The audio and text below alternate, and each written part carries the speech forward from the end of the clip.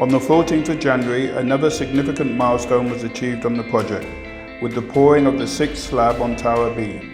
This level is a transition floor, and the pour was 850 cubic meters of concrete, weighing approximately 2,000 tons, and the pour took 24 hours.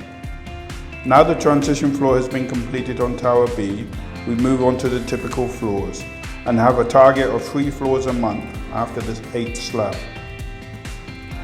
Progress in the period has been good on Tower A, with the 10th slab being poured this evening. The falsework and formwork has been removed from the lower levels of Tower A. It is now possible to clearly see the double height columns that form the reception area and the planter boxes on level 4. Next week, the installation of the steel piles on the east elevation will commence. Once this is completed, we will proceed with the east podium construction, which forms the entrance to the building.